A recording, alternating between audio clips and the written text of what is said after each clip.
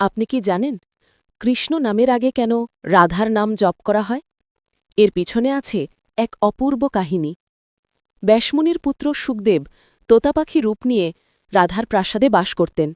দিনরাত তিনি জপ করতেন, রাধে রাধে। একদিন রাধারানী তাকে স্নেহভরে বললেন, এবার কৃষ্ণ কৃষ্ণ নাম জপ করা শুরু করো। ধীরে ধীরে প্রাসাদের সবাই কৃষ্ণ নাম জপ করতে লাগল। এটা দেখে শ্রীকৃষ্ণ দুঃখিত হয়ে গেলেন। তিনি দেবর্ষি নারদকে বললেন, আমি তো রাধার নাম শুনলেই আনন্দে ভরে উঠি। গোপবল্লভের মুখে এই কথা শুনে রাধার চোখে জল চলে এল।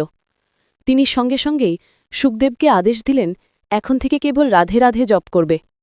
এভাবেই রাধে রাধে হয়ে উঠল এক চিরন্তন ঐতিহ্য। কৃষ্ণের আগে রাধার নাম জপ, এটাই হল ভক্তির সত্য পথ। আপনি যদি রাধাকৃষ্ণের ভক্ত হন তাহলে এখনই চ্যানেলটিকে সাবস্ক্রাইব করুন আর বলুন, রাধে রাধে।